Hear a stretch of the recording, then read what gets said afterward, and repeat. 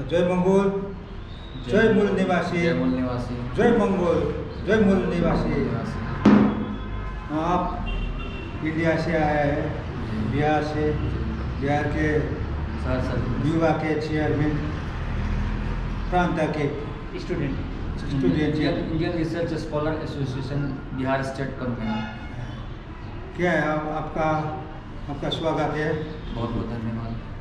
आप नेपाल में नेपाल के बारे में कुछ सुना है, डॉक्टर गोपाल गुरुङ के बारे में? जी, क्या सुना है? जी, हमने डॉक्टर गोपाल गुरुङ साहब के बारे में यह सुना है कि जैसे भारत देश में, हमारे देश में बाबा साहब भीमराव अम्बेडकर हमारे प्रेरणा स्रोत हैं।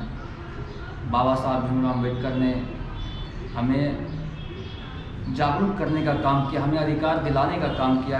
आज हम जो कुछ भी हैं बाबा साहब भीमराव अम्बेडकर के वजह से है और उनके बनाए संविधान के वजह से है। उसी तरह डॉक्टर गोपाल गुरुङ ने भी नेपाल देश में बहुजन मूवमेंट को आगे बढ़ाने का काम किया था। यहाँ के जितने भी मूल निवासी भाई लोग हैं उन लोगों में जागरूकता लाने का काम किया था।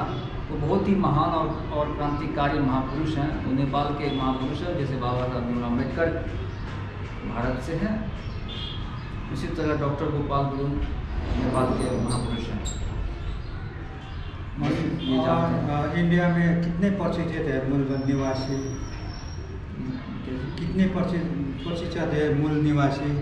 और नेपाल में इंडिया में 85% मूल निवासी लोग हैं। नेपाल में कितना है आपको याद है? नेपाल में कितने परसेंट है आपको याद है? नेपाल में कितना 80%। नेपाल जैसे भारत देश में वो 3.5% है 3%, और 3.5% होते हुए हम 85% हैं। और 85% बहुसंख्यक है हम लोग बहुसंख्यक है, लेकिन 6,747 जातियों के टुकड़ों में बटे हैं। इस वजह से अगर हम इससे ये क्या करें, भागा करें, डिवाइड करें तो इससे कम पड़ जाते हैं, क्योंकि वो अगर 3.5% है वो यूनाइट है। हम लोग 85% और 6,747 इंटू 85, अगर आप इससे डिवाइड करें तो बहुत ब्राह्मणों से बहुत कम हो जाते हैं। कम होने के कारण तो हम लोगों पे राज कर रहा है। और वही हाल नेपाल में भी है। मैंने सुना है नेपाल में कितना 130 जातियों के टुकड़ों में बांटा है। करेक्ट है? सही बोले? तो हमें कई टुकड़ों में बांट कर वह हम पे शासन कर रहा और शोषण कर रहा है। ब्राह्मण बहुत बड़ा षड्यंत्रकारी होता है। शासन करने का एक फॉर्मूला होता है, एक सिद्धांत होता है। यह सिद्धांत यह है कि समाज पर जिसका विचारधारा होता है, समाज पर जिसका विचारधारा होता है उसका शासन होता है। अभी ब्राह्मणों का विचारधारा घर घर तक पहुंचा हुआ, घर घर तक फैला हुआ, उसका जो कर्मकांड है, उसका जो पाखंडवाद है, अंधविश्वास है, इत्यादि इत्यादि और भी बहुत सारी चीज़ें हैं जो घर घर फैला हुआ है। इस वजह से ब्राह्मण भी शासक वर्ग बना हुआ, भी शासन में है।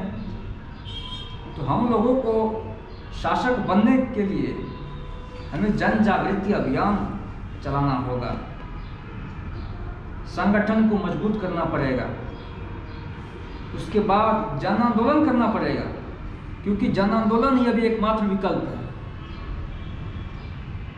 क्योंकि आप किसी नेता के भरोसे नहीं रह सकते हैं।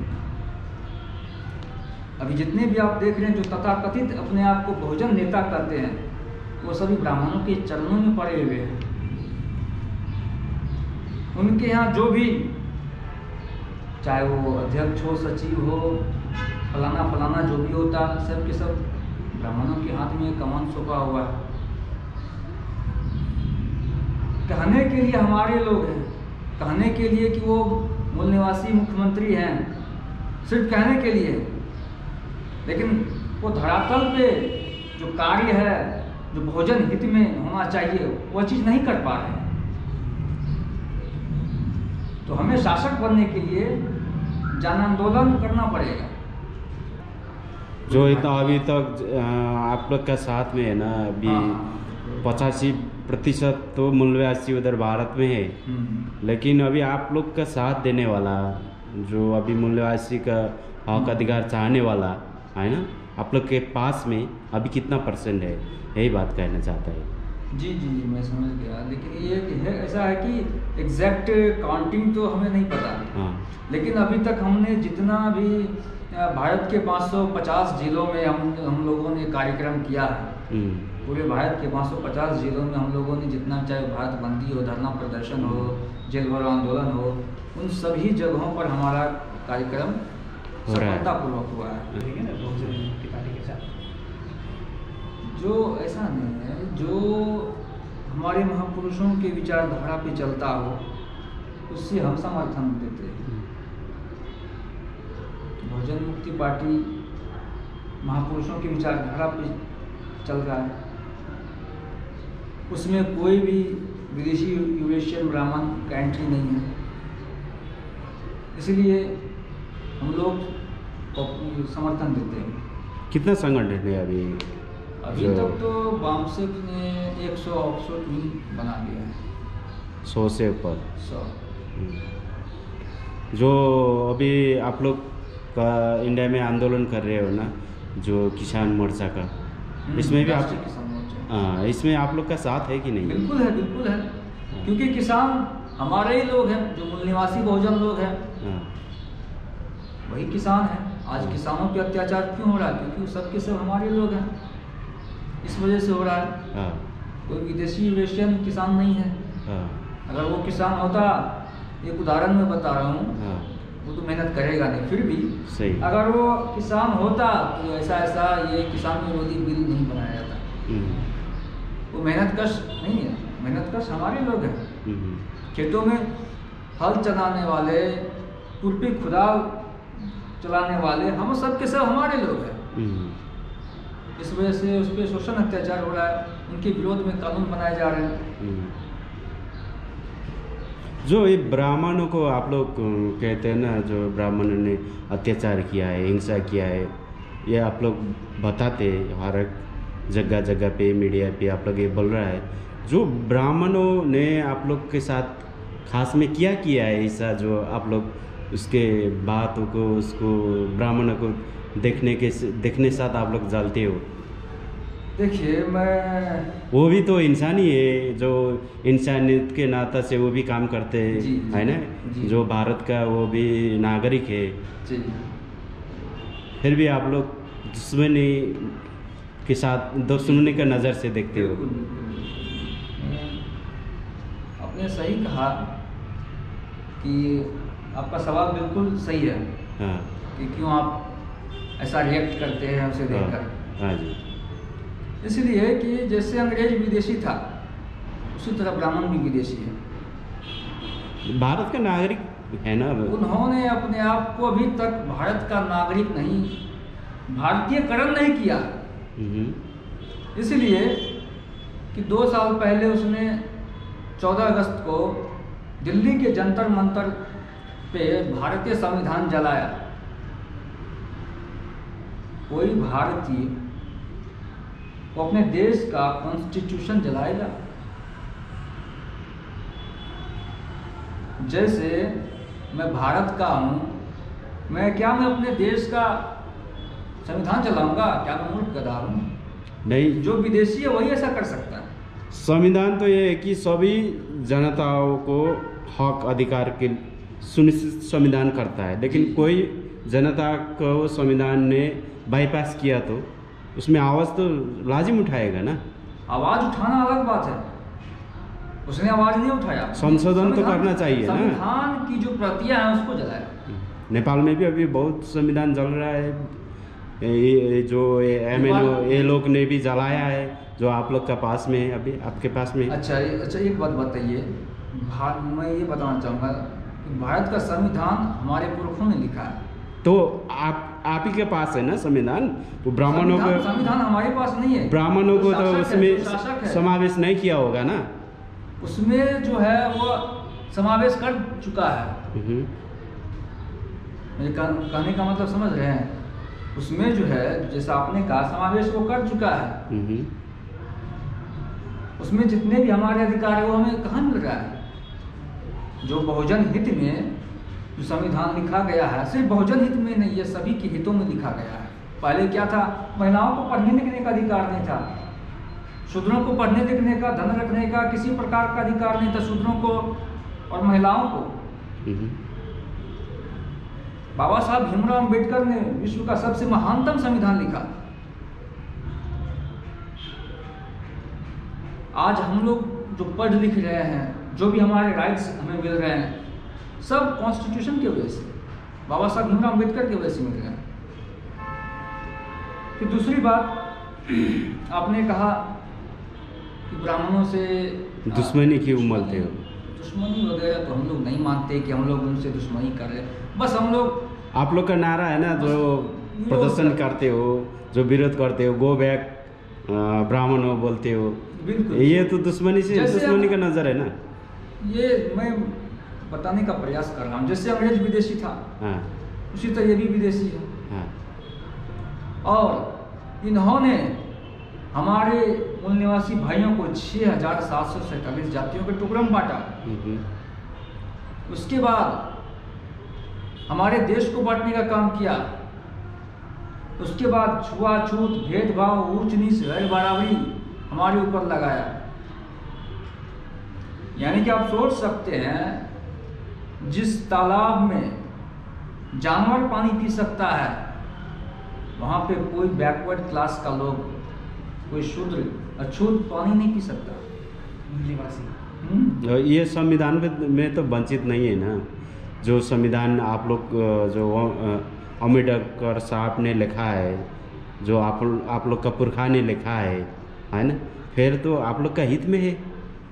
ये संविधान के बाद हमें ये अधिकार मिला। हाँ। लेकिन अभी भी बाबा साहब भीमराव अम्बेडकर ने कहा था कि संविधान चाहे कितना भी अच्छा क्यों ना हो, अगर वह जो उसका पालन करता, जिसके हाथ में वो रहेगा, वो चाहे तभी वो अच्छा रह सकता, अगर वो चाहे तो वो अच्छा नहीं रह सकता। तो अभी जो है, जो कांग्रेस बीजेपी दोनों जो है, पक्ष और विपक्ष ब्राह्मणों के हाथ में है। पक्ष भी उसका, विपक्ष भी उसका। हमारा तो कुछ भी नहीं, हम तो आज भी वही हैं जो पहले थे। आज भी भारत देश में बहुत सारा ऐसा जगह है, हमारे जिला के बगल में ऐसा ऐसा गांव, हमारे खुद जिले में आप ब्राह्मणों के दरवाजे पे बैठ नहीं सकते हैं। एक मैं बात बताता हूँ, हमारा एक मित्र का सेंटर हुआ था, वहाँ पे एक स्कूल है उस जगह। स्कूल में जब वो गया था तो उसे बहुत जोर से प्यास लगा था। तो बहुत जोर से प्यास लगा था, संजोग बस वहाँ का जो चापाकल होता है, हैंडपंप, वो खराब था। और पानी लेने के लिए बगल के घर में गया। पहले देखिए क्या नाम पूछा, नाम जैसे बोला सुरेश कुमार, उसे कास्ट पता नहीं चलता है, सुरेश कुमार। पिताजी का नाम पूछा, उसने कहा विपिन प्रसाद। उसके बाद वो पूछा दादाजी का नाम, फिर कहा जबलाल प्रसाद। उसके अंदर और खलबली मच गया, अरे भाई यार प्रसाद कुमार क्या चल रहा है, प्रसाद कुमार प्रसाद कुमार। फिर वो डायरेक्टली वो अपना उसके अंदर जो होता ना ब्राह्मणों के अंदर कास्ट में हाँ, घुसा हो, कास्ट के अंदर घुसा, हाँ कास्ट के अंदर घुसा। उसके बाद वो पूछता है कौन जात छो, हाँ, मैथिली में किस जाति से। हाँ, तो बोला इतना बड़ा शरीर है, आप नहीं देख सकते हम इंसान हैं। बोला नहीं, कौन जात छो। हाँ, तो उसके बाद लास्ट में बताया हम फलना फलना है। हाँ, बोला ये तो शूद्र है। वो था सुरेश यादव। हाँ, उसके बाद बोला यहाँ पानी मत, दूसरी जगह से जाकर पानी। ऐसा किया, तो क्या आप उसे इंसान कहेंगे? ये शिक्षा का कमी से भी होता है ना, ऐसा एजुकेशन नहीं का है, कमी से ऐसा भी नहीं होता है। है। शिक्षा की कमी से ऐसा नहीं होता है। यह एक सामाजिक समझ है। बाबा साहब भीमराव अम्बेडकर विश्व के चौथे नंबर के वो पढ़े लिखे व्यक्ति थे विश्व के। उनके गुरु थे मात्र 8वीं क्लास पास ज्योतिराव फूले। उतने बड़े विद्वान व्यक्ति 8वीं पास को अपना गुरु किस आधार पर बनाया? क्योंकि ज्योतिराव फूले के अंदर सामाजिक ज्ञान था, और एकेडमिक एजुकेशन से कई गुना ऊपर लेवल का होता है सामाजिक एजुकेशन, जो सोशल एजुकेशन होता है। जो अभी भारत में बहुत हिंसा होता है, बलात्कार कांड भी बहुत होता है ना, जो छुआछूत कांड है ये बहुत होता है। ये जितना भी, फिर भी संविधान में तो सही लिखा हुआ है, जो बाबा साहब अम्बेडकर ने लिखा है कि अभी सब ये छुआछूत संविधान में नहीं लिखा है, दलित भी नहीं लिखा है ना। फिर कितना बहुत दलितों का 5000 दलितों का हिंदू धर्म में भी प्रवेश किया है। अभी ये धर्म से क्या है वो लेना देना है जो हिंदू धर्म से? आप लोग हिंदू धर्म को नकारते हो ना? नरेंद्र भाई, मैं कहना चाहूँगा आपको कि यह हिंदू धर्म वास्तव में हिंदू धर्म नहीं है, यह ब्राह्मण धर्म है। क्योंकि रामायण, गीता, जितने भी स्मृति हैं, पुराण है, वेद हैं, सारे जगहों पर ब्राह्मण धर्म लिखा है। हिंदू धर्म का जिक्र कहीं नहीं है, हिंदू धर्म का जिक्र कहीं है ही नहीं। और हिंदू शब्द मुगलों के द्वारा दी हुई गाली है। इसका अर्थ होता काला, चोर, गुलाम। हमारे लोग गुलाम थे, हमारे लोग काले थे, इसलिए हमें हिंदू शब्द का जो होता ना, यह नाम हमारे ऊपर थोपा गया तो हिंदू।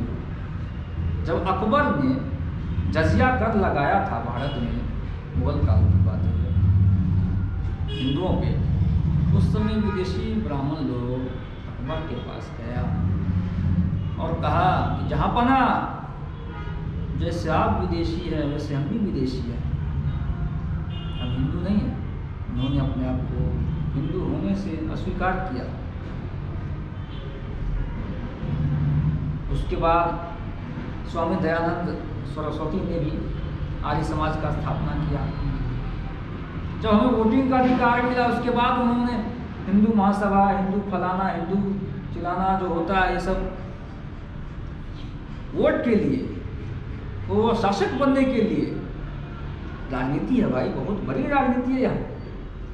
जो अल्पसंख्यक लोग हैं, अपने आप को बहुसंख्यक बनाने के लिए कैसे हम शासक बने? क्योंकि वो ब्राह्मण नाम पे पंचायत का चुनाव नहीं जीत सकता है। शासक बनना तो दूर की बात है। 5-5 राष्ट्रीय पार्टी है अल्पसंख्यक ब्राह्मणों की, जो 3.5% है। Congress, BJP, CPI, CPM, Trinamool Congress, TMC।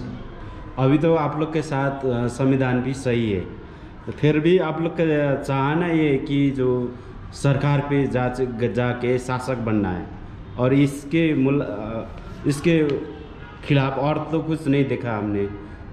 जो वही है जो शासक बन के ऐसा आरम्भ करने के जो ब्राह्मण लोग करता है, वो भी हम करना चाहता है। वही आप लोग चाहता है ना? हम लोग ऐशो आराम नहीं करना चाहते शासक। क्या आप लोग क्या करना चाहते हैं? संविधान भी सही है, संविधान सही है, लेकिन फिर क्या करना चाहता है? उसका अनुपालन होना चाहिए, वो नहीं हो पा रहा है। क्योंकि वो जो शासक है, जिसके हाथ में है, वही उसको लागू कर सकता है ना। जो लागू करने वाला है ऊपर में बैठा हुआ, सबके सब ब्राह्मण है, हमारे लोग हैं नहीं। संविधान अभी तक लागू नहीं हुआ, सही तरह से पूर्ण रूप में लागू नहीं हुआ। अगर पूर्ण रूप में लागू हो जाए तो इतना शोषण अत्याचार नहीं होगा। हमारे लोग आज भटक रहे हैं, उन्हें न्याय नहीं मिल रहा है। कोर्ट कचहरी, थाना, पुलिस चक्कर लगा रहे हैं, न्याय की भीख मांग रहे हैं। आज भी लाखों करोड़ों लोग जेल में बेगुनाह सड़ रहे हैं। न्याय कहाँ है? फिर भी जो आप मूल निवासी कहता है हिंदू धर्म भी नहीं है, ये ब्राह्मण धर्म में बोलते हो, फिर ये बहुत मूल निवासी लोग तो हिंदू धर्म मानता है ना। अज्ञानता में, वो अज्ञानता में अपने आप को हिंदू बोलते हैं। पूरा का पूरा कैसे अज्ञानता हो सकता है? क्योंकि वो हजारों साल से गुलाम बनाए गए। हाँ।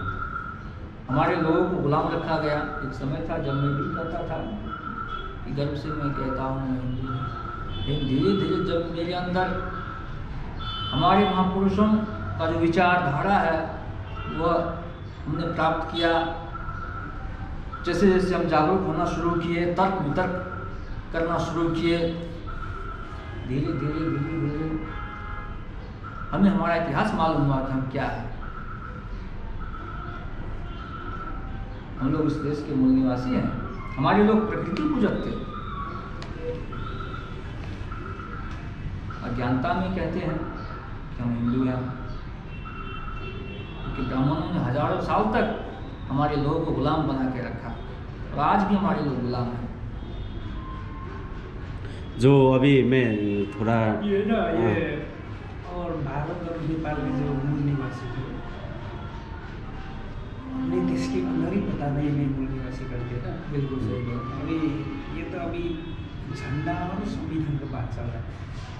ये भारत के झंडा और संविधान मूल निवासी हमारे पूर्वजों ने पुरखा ने लिखा बनाया जी। नेपाल के झंडा और संविधान ब्राह्मणों ने बनाया। और ये हमारे देश में जानकारी नहीं थी। हमारे देश में जो राष्ट्रीय झंडा नेशनल फ्लैग जो बनाया ना जी, उस पे चाँद और सूरज रखा है। दो नस्ल के लोग करके भी बनाए। और ये जो भारत में पहले जो एक ब्राह्मण था ना, उसी के रथ के झंडा था। बाद में वो झंडा जो पूरा उसमें लहराया था हिंदू मंदिर में, हिंदू मंदिर में काम किया उसने। बाद में वही जब ये मुगलों ने भगाया था ना ब्राह्मणों को भारत से सन 1455 में, अलाउद्दीन खिलजी है ना जी, अलाउद्दीन खिलजी ने भगाया फर्स्ट टाइम में ब्राह्मणों को। और नेपाल में जो इधर ही कोशी नदी बोलते, उधर इंडिया में पहुंचने के बाद गंगा नदी का पवित्र मानते ब्राह्मण नेपाल में, जैसे इंडिया में भी गंगा नदी में जो पूजा होता ना, जो कि भारत के आज 21वीं सेंचुरी में भी भारत के प्रधानमंत्री नरेंद्र मोदी उधर ही जाके आरती उतारते बनारस में। वो ब्राह्मणों को पवित्र। और ये ब्राह्मणों को नरेंद्र मोदी तो दलित है ना? दलित नहीं, गंगा नदी है ना, ब्राह्मण है।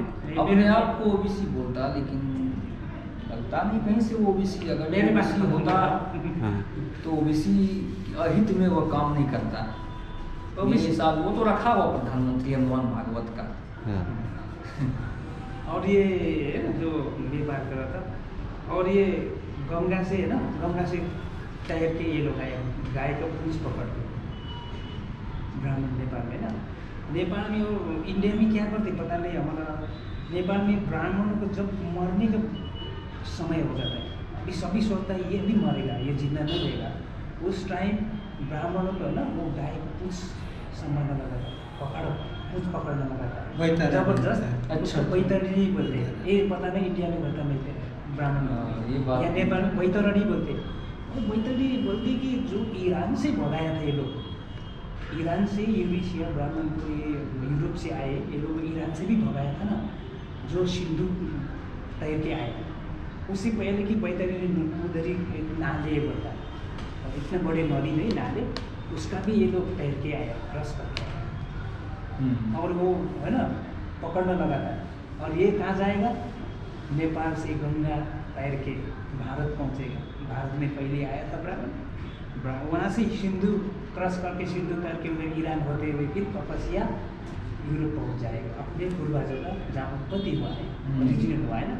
ये सब उसका एक कल्चर है, धर्म का ये बात है। और जो कि मैं बोल रहा हूँ ये झंडा और संविधान की बात है। ये लोग आने के बाद जो नेपाल में ये लोग को हिंदू मंदिर से ये लोग को पुरखा के जो रथ के झंडा भी इधर ही नेशनल फ्लैग बना दिया नेपाल में। राष्ट्रीय झंडा कर दिया, है ना। वो झंडा में मूल निवासी को संबोधन नहीं हुआ, मूल निवासी को नहीं लिखा उसमें, सिर्फ ब्राह्मणों को हित के लिए काम करे, ब्राह्मण हित। संविधान तो पूरी ब्राह्मण ने लिखा गया। भारत को तो पूरा मूल निवासी पुरखा ने लिखने के बाद भी उधर ही न्याय नहीं मिला, है ना जी। मूल निवासी अपने पूर्वजों ने लिखा ही संविधान बनाया झंडा, फिर भी वहाँ न्याय नहीं मिला। नेपाल में झंडा ही ब्राह्मण का है, यहाँ का संविधान ही ब्राह्मण ने लिखा, यहाँ न्याय मिलेगा? ये तो कल्पना नहीं कर सकते ना। ये बात और भारत और नेपाल मूल निवासी को मालूम होना चाहिए, है ना। ये बात सारे अभी अलग सलग, अभी भारत की मूल निवासी को 743 टुकड़े बना के पता ही नहीं मूल निवासी के बीच झगड़ा करा दिया। अपने मूल निवासी भाई लोग के बीच अपना आदमी है, अपने रिश्तेदार है करके मालूम नहीं पड़ा, और नेपाल और भारत तो दूर हो गया। ये है ना, ये बात पता नहीं है, ये अभी पता होना चाहिए। अभी हमारा पता चल रहा है उधर ये बहुत एक्टिविटी मूवमेंट दिख रहे हैं जो सोशल मीडिया से, और हमारे भी कुछ हो रहा है यहाँ। और जितने इलेक्शन बोलते हैं ना, इलेक्शन, ये इलेक्शन कमीशन में भी जो नेपाल का है, जो निर्वाचन आयोग, चुनाव आयोग बोलते हैं ना, इसमें पूरे के पूरे ब्राह्मण है। पता नहीं इंडिया में क्या है, वो भी वही होगा। हाँ, इंडिया में भी सेम वही चीज़ है, ब्राह्मण बैठा हुआ जी। और ये तो चुनाव आयोग नहीं, ब्राह्मण आयोग है ना। और ब्राह्मण आयोग बैठा हुआ, और ये वो कहाँ हमारा चुनाव जीतना देता है? सही बात। ये लगता है इसीलिए होगा ये जो बहुजन मुक्ति पार्टी जो यूपी में, उसका पहले जो काशीराम बसपा बहुजन समाजवादी पार्टी है ना, उसका जो काशीराम जी तो वो तो मुख्यमंत्री बने थे ना। नहीं, वो मुख्यमंत्री नहीं बने थे, मेंबर था, उन्होंने तैयार किया था मायावती को, उन्होंने मुख्यमंत्री बनाया था। शुरू में मुख्यमंत्री बनते समय तो मायावती तो मूल निवासी की बात करने वाली, शुरुआत में कुछ दिनों तक चला, लेकिन फिर ब्राह्मणों के द्वारा जो है ना एक षड्यंत्र किया गया कि कांशीराम साहब की हत्या की जाए, तो फिर जाके कांशीराम साहब की हत्या की गई षड्यंत्र के द्वारा। काशीराम जी को पता नहीं, कोई हमारे भारतीय मूल निवासी को साथी लोग बोल रहे ये मायावती की वजह से मारा। मायावती का ये अभी तक तो क्लियर नहीं किया गया है, क्योंकि कोई सबूत नहीं है, लेकिन ऐसा कहा जा सकता है कि ब्राह्मणों के द्वारा एक सोची समझी एक षड्यंत्र है। अच्छा, ये इंडिया में तो जो थोड़ा बहुत मूल निवासी के लिखने की वजह से, संविधान लिखने की वजह से होगा, वहाँ तो सिर्फ मुस्लिम भी किसी को मिक्स नहीं करके भी वो वोट लड़ सकते है ना, चुनाव में जा सकते हैं। अभी वहाँ सिर्फ एक 6,743 टुकड़े है ना मूल निवासी। हाँ, सिर्फ छोटे से एक टुकड़े में वोट लड़ सकते हैं ना, वोट लड़ सकते हैं, लेकिन वो समाज हित के लिए काम नहीं कर सकते। इसे आपने कहा कि कोई आदमी अगर एक भी जीत जाए चुनाव, जीतने के बाद वो किसी न किसी पार्टी में, मान के चलिए अगर वो किसी पार्टी में है, तो उस पार्टी का जो है ना अलायंस या तो कांग्रेस से होता है तो बीजेपी से होता है। ब्राह्मण यत्र तत्र सर्वत्र ब्राह्मण, ब्राह्मणों का राज है। ये नेपाल में ना, नेपाल में तो ब्राह्मण ने ऐसा संविधान बना दिया है, ऐसा कानून बनाया कि ब्राह्मण को मिक्स नहीं करके कोई भी वोट नहीं कर सकता। देखा कितना बड़ा षड्यंत्र। सिर्फ मूल निवासी वोट नहीं लड़ सकते, वो पार्टी को वो रजिस्ट्रेशन नहीं करेगा। आप मालूम नहीं होगा। भारत में ऐसा ही है, और कम से कम भारत में तो लड़ तो सकते हैं। भारत में बिल्कुल ऐसा ही है, जैसे आप मुख्यमंत्री हैं, मूल निवासी हैं, लेकिन आपके अगल बगल में जितने भी है सचिव, महासचिव, पीए, जितने भी है, सबके सब ब्राह्मण लोग हैं। जैसे अभी ये जो भीमराव अम्बेडकर है, हमारे महापुरुष, उसके विचारधारा से लेकर जो बहुजन मुक्ति पार्टी अगर आगे बढ़ रहे हैं आज है ना, बी एल माता के अंडर में ना, और देख रहे हैं हम उसका, उसके जो पार्टी में है ना, वो ब्राह्मण नहीं रखने से भी वो चुनाव लड़ सकते हैं। बिल्कुल ये सब नहीं नेपाल में, नेपाल में ब्राह्मण को रखना ही कंपल्सरी। अच्छा, जो एक ये इसमें जो परिवर्तन करना होगा। रिप्रेजेंटेशन बोलते हैं ना, हाँ हाँ, रिप्रेजेंटेशन के नाम पे ब्राह्मण रखना कंपल्सरी, उसके बाद ही चुनाव में जा पाओगे, नहीं तो इलेक्शन, जो इलेक्शन सिंबल ही नहीं देगा। ऐसा है नेपाल में। क्यों? भारत में तो अभी मूल निवासी के द्वारा लिखा गया संविधान बनाएगा झंडा है, नेशनल फ्लैग। बिल्कुल। नेपाल में तो ब्राह्मण द्वारा बनाया हुआ झंडे, मंदिर का झंडा लेकर खड़ा कर दिया, लहरा गया। और ब्राह्मण द्वारा एक देश है कोठे में है ना, रूम में बैठ के लिखा है संविधान, वो षड्यंत्र का संविधान लिखा है। और रिप्रेजेंटेशन के नाम पे मूल निवासी को दबाने के लिए ये लोग, ये निर्वाचन कमीशन, ये जो है ना इलेक्शन कमीशन है, निर्वाचन आयोग बोलते हैं हम यहाँ है ना, चुनाव आयोग, वो बाउन आयोग बन के हमारे ऊपर है ना षड्यंत्र कर रहा है।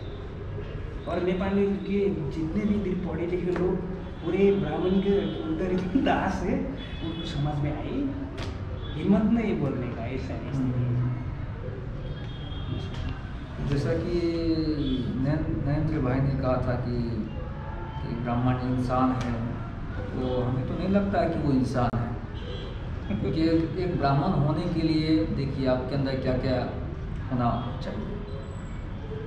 ब्राह्मण जो व्यक्ति होता है उसके अंदर भेदभाव की भावना होती है, छुआछूत की भावना होती है, गैर बराबरी की भावना होती है, ऊंच नीच की भावना होती है। इसमें इंसानियत तो कहीं नहीं झलक रहा है। मनुष्य का मनुष्य होना सही है, मनुष्य जहाँ ब्राह्मण हुआ या गलत है। आपको ब्राह्मण होने के लिए सब चीज़ करना पड़ता है।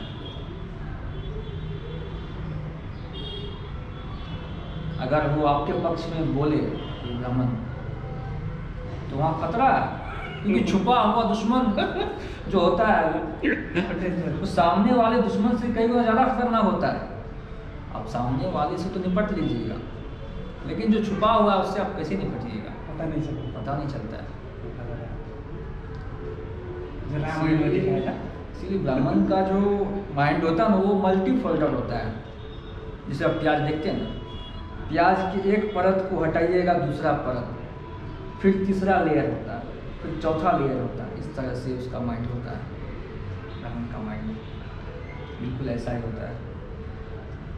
ब्राह्मण ये क्यों चाहता है ऐसा, जो दुश्मनी करता है, जिसके भी साथ इसलिए चाहता वो है, अपना ही नज़दीकी रिश्ता को भी नहीं छोड़ता है। वो इसलिए चाहता है कि वह, सबसे बड़ी बात कि वह विदेशी है, अल्पसंख्यक है, और वह चाहता है कि हमारा जो हुक्म है, हमारा जो शासन है, वो हमेशा बरकरार रहे, हमारा शासन हमेशा बरकरार रहे। इस वजह से वो ऐसा करता है। वो नहीं चाहता है कि हम लोग मेहनत कश बने, मेहनत करें, किसी को भी उद्धार नहीं चाहता है। बिल्कुल ऐसा ही। जो इंडिया में जो आप लोग आंदोलन कर रहे हो ना अभी, ये आंदोलन से नेपाल में भी कोई अभी मूलवासी हो जाग रहा है ना, उधर जो सोशल मीडिया में देख के नेपाल में भी आप लोग के साथ शिक्षा ले रहा है। आप लोग नेपाल का मूल निवासी को हेल्प कर रहे हो या? बिल्कुल कर रहे हैं। जो मजलूम है, हम लोग तो चाहते हैं कि जितने भी मजलूम हैं सब एक साथ आए।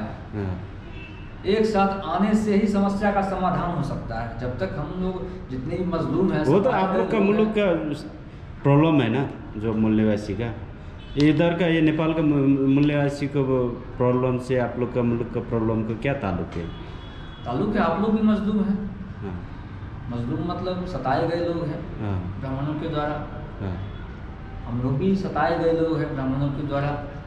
जब तक एक मजलूम दूसरा मजलूम के साथ नहीं होगा, हम लोगों में एकता नहीं होगा, तब तक हम कोई लड़ाई नहीं लड़ सकते ना। इसके लिए हम लोगों को इकट्ठा होना होगा। इकट्ठा होने के बाद हमें आंदोलन करना पड़ेगा। आंदोलन के लिए जो मूल्यवासी जनता ने साथ देता है, आप लोग क्या ये लगता है? बिल्कुल बिल्कुल देगा। हमें मान के चलिए, हमें 100% में से 100 की ज़रूरत नहीं है, हमें 100 में से 5-10% लोगों की ही ज़रूरत है। हाँ। अगर हम लोग जन जागरूकता अभियान ठीक तरह से ईमानदारी से चलाते हैं तो हमें आसानी से 5 से 10% लोग मिल जाएंगे और हमारा जो जन आंदोलन है वो कंप्लीट हो जाएगा, सफल लोग हो जाएंगे इस आंदोलन में। सफल करने के लिए अभी कौन सा क्या क्या करना चाहिए जो मूल्यवासी को उठाने के लिए, जगाने के लिए? हमारे जो महापुरुषों का विचारधारा है वह जन जन तक पहुंचाना, ये इसका फॉर्मूला है, बहुत सिंपल। अभी नेपाल में आप जो आया है, अभी ये कौन सा अभियान लेके आया है इधर नेपाल में? ये मूल्यवासी का अभियान लेके आया है या? जी जी। अभी हमारा नेपाल में भी मूल्यवासी का आपके साथ नेता है जो वो केंद्रीय नेता है जी।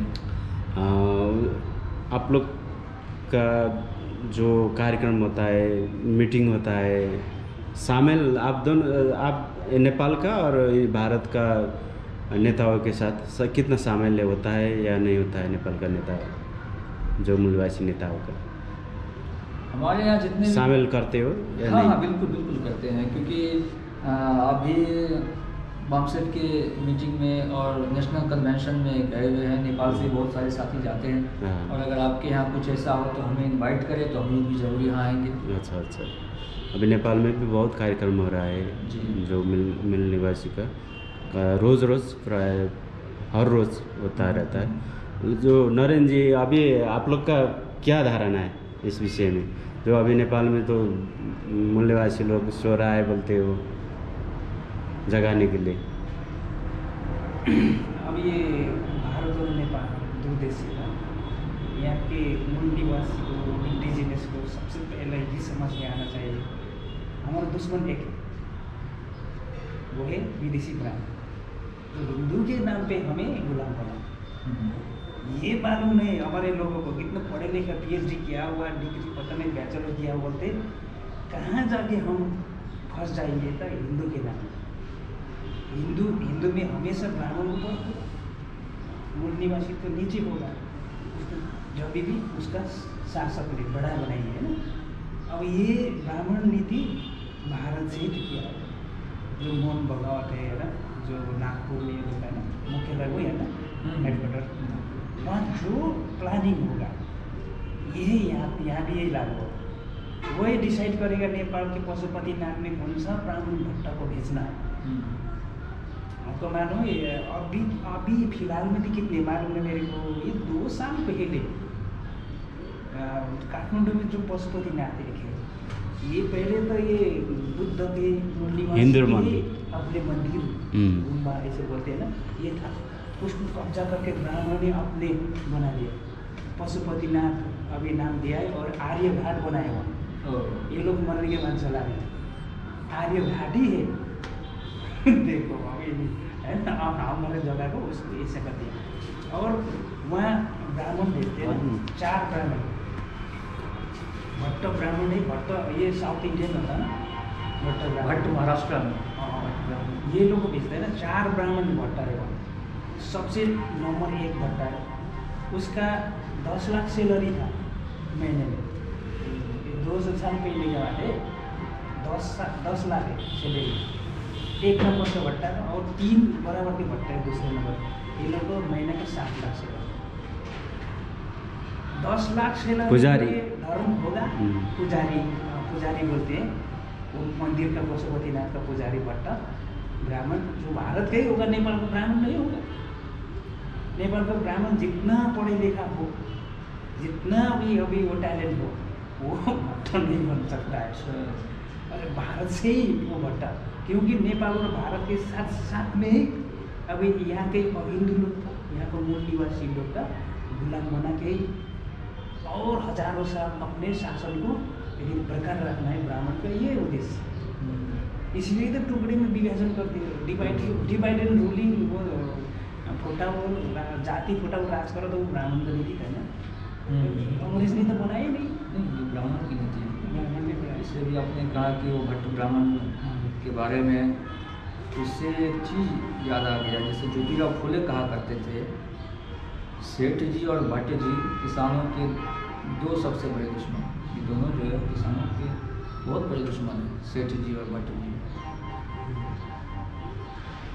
भारत का भी यही हाल है। और ये नेपाल में तो पहले इंडिया में क्या था ये हमें मालूम नहीं। नेपाल में ये सब पहले है ना, हमारे पहले पिताजी तो दादा के समय पे है ना, अभी ब्राह्मण को हल नहीं चलाना, ब्राह्मण को हल चलाना पाप है। उस जमाना में, उस समय में खेत को जोतने के लिए तो कोई ट्रैक्टर मशीन था ही नहीं। हल था। अभी हल चलाना पड़ेगा, बिना हल चलाए कैसे ब्राह्मण जिंदा रहे? मूल निवासी को हल चलाना सही बात है। कितना जालिम है, कितने षड्यंत्रकारी है ब्राह्मण देखो, और सब मान लिया हमारे मूल निवासियों ने। और हम ये बताना चाहेंगे कि भारत में ऐसा था कि जैसे बैल के साथ तो हल जोता ही जाता है, और वो आदमी के साथ, आदमी के कंधों पर रख के तब हल ऐसा भी वो करता था ना, शोषण अत्याचार करता था निवासी बहुजनों पे। ये शोषण अत्याचार का जो हद होता है वो सारे हदों को पार कर देता था। ऐसा परिस्थिति बनाया था, और आज भी बहुत से इलाकों में ऐसा हो रहा है, अत्याचार हो रहा है। अभी ये नेपाल और भारत के मूल निवासी अभी बहुत मजबूत होना है।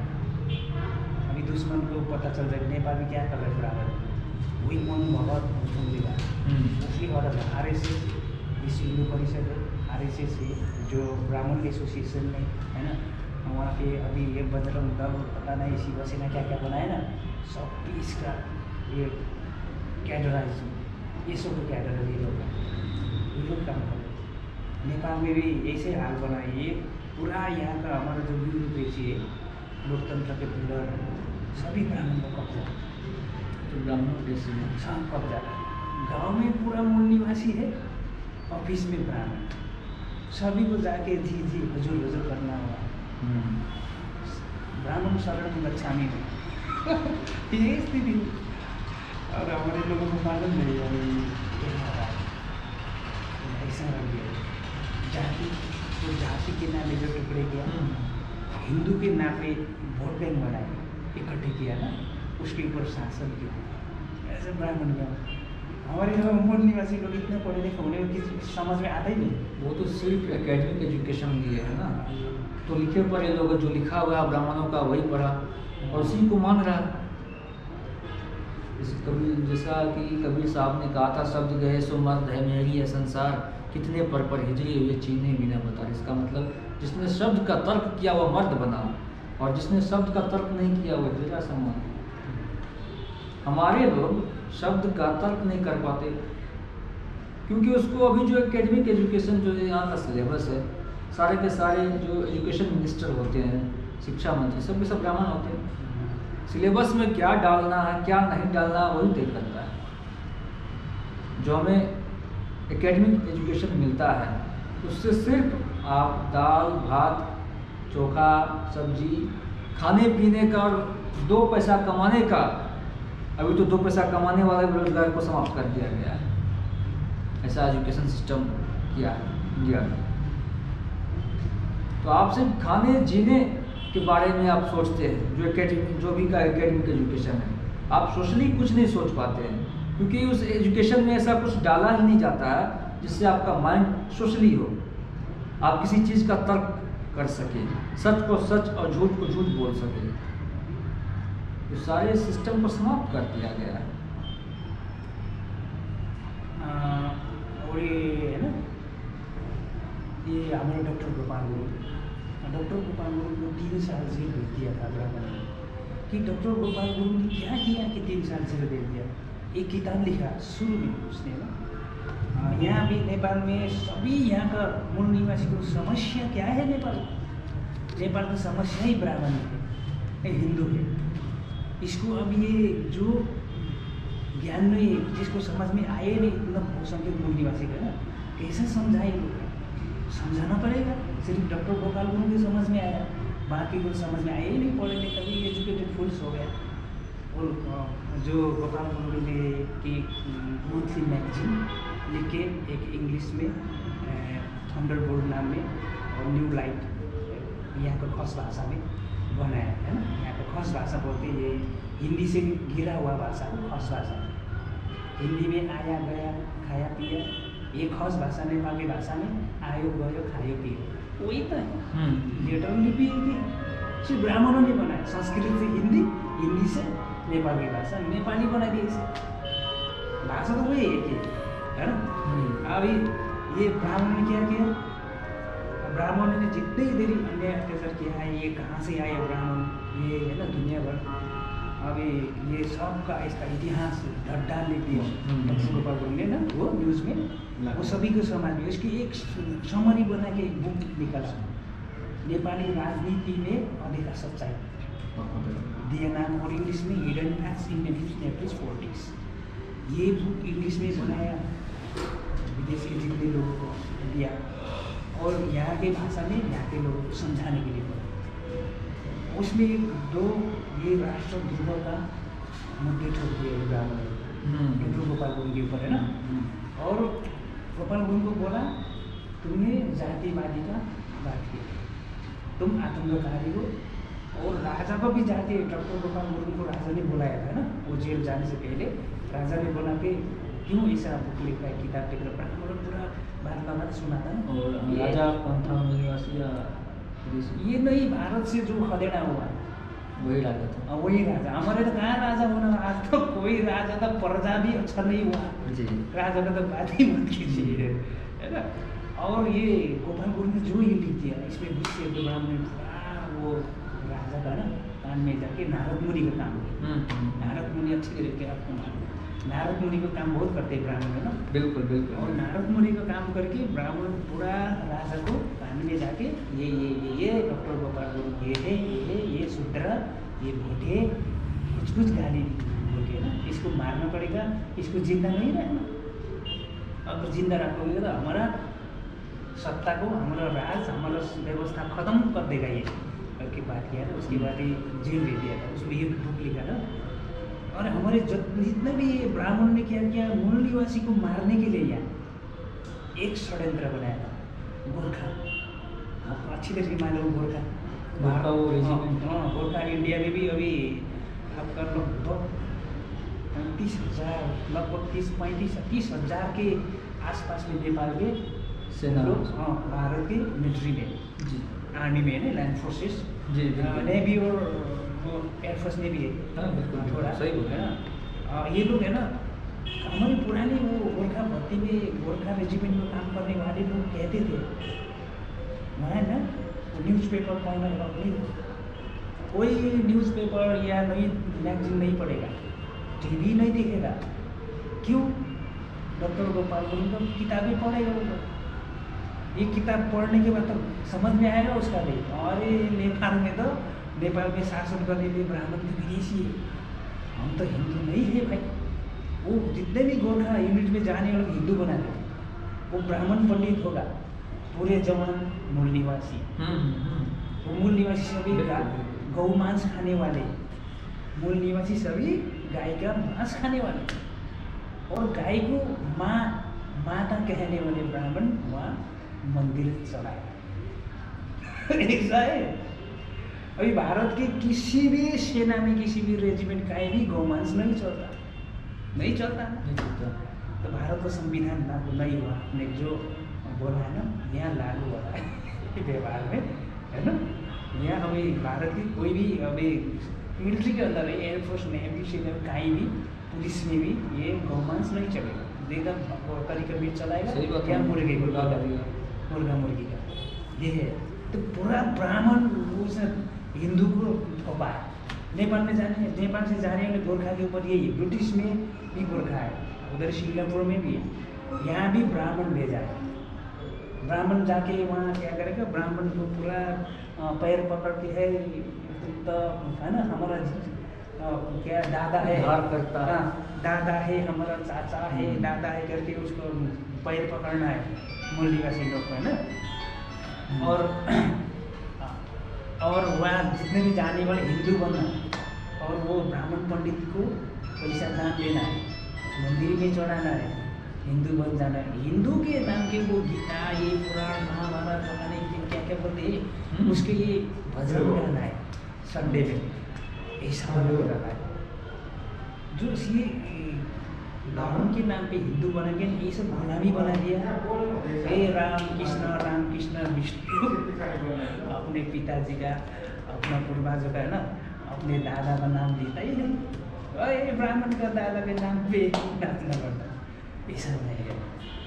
आज सुनने में आया हमारे लोग इधर ही गोरखा रेजिमेंट में, और जो इंडिया के जो सिटीजन भी, इंडिया के जो मिलिट्री में है ना, उनको ये फेसबुक चलाना बंद किया, आपको मालूम है। हमारे लड़के लोग बोल रहे, और नेपाल के जो सिटीजन गया उधर गोरखा रेजिमेंट, वहाँ तो बंद है फेसबुक। वहाँ के सिटीजन के यूनिट में जो रेजिमेंट है नहीं क्या, वहाँ भी बंद नहीं होता है। ये ब्राह्मण कैसे कर रहा है, ये क्यों कर रहा है? नेपाल में बंद है। नेपाल में ऐसा नहीं गया है ना, नेपाल के जो गोरखा यूनिटी वहाँ भी बंद करा दिया। और जो इंडिया के भी जी सिटीजन के जो रेजिमेंट है मिलिट्री में, वहाँ भी ये फेसबुक ऐसे सोशल मीडिया चलाना बंद कर दिया, है ना। क्यों? और ये नेपाल में डॉक्टर गोपाल गुरु के नाम पे पूरा यहाँ पॉलिटिक्स हो रहा है। तो सोशल मीडिया है प्रचार का सबसे बेस्ट साधन माना जाता है। और इंडिया में भी इतना बांस है, और भारत मुक्ति मोर्चा का उधर मूवमेंट हो रहा है। बिल्कुल, ये मिलिट्री का लड़के लोग को पता हो जाएगा, उससे अंधेरा में रखने के लिए ना, सारे बनाने के लिए ना, ये लोग नहीं किया, फेसबुक चलाना बंद कर दिया। ब्राह्मण में कितना अभी जाली बहुत कितना सड़े। अभी आपको मालूम है ये सब कर दिया मूवमेंट को किया था रखने के लिए।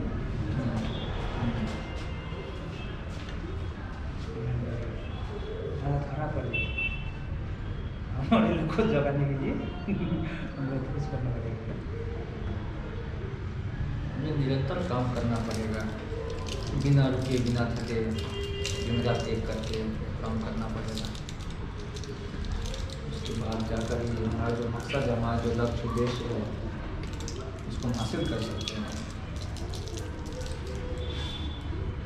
जो एक कौन सा ब्राह्मण था वो ढोल गवार शूद्र पशुनारी, ये सब है तारण। ये तुलसीदास गोस्वामी नाम चैतमानस में लिखा था, ये सुंदरकांड में। सुंदरकांड है ना, हाँ, ये महाभारत का नहीं, रामायण का है।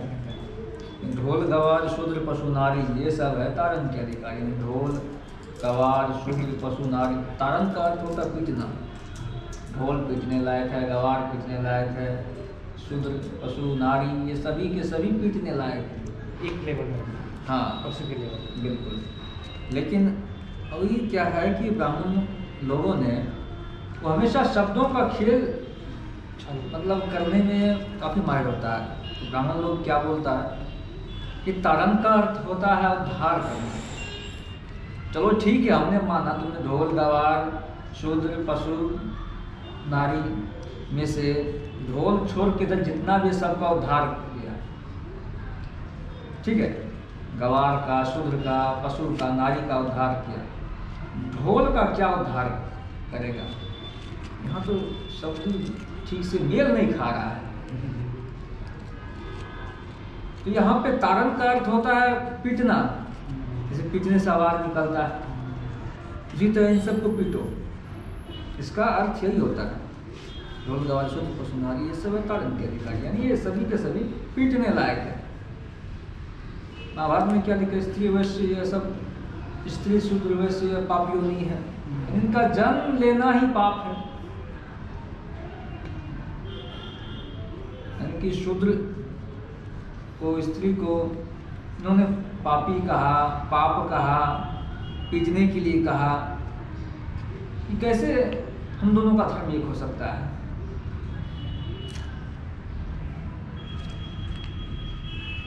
जो हम पे शासन करता हो, हमारा शोषण करता हो, हमसे भेदभाव करता हो, गैर बराबरी करता हो। मनुस्मृति में क्या लिखा, जो मंत्रोच्चारण करे उसका जीवा काट लो, जो आंख उठा कर देखे उसकी आंखें फोड़ डालो, जो तुम्हारे समक्ष चले उसके पैर को काट डालो। यानी जहां हमारा दोहन हो रहा है, हमारा शोषण हो रहा है, तो जुल्म सहने वाले का धर्म और जुल्म करने वाले का धर्म कैसे एक हो सकता है? तो मेरे समझ से तो यह असंभव बात है। इसमें कहीं से भी यहाँ समानता है? समानता कहीं भी नहीं, असमानता है।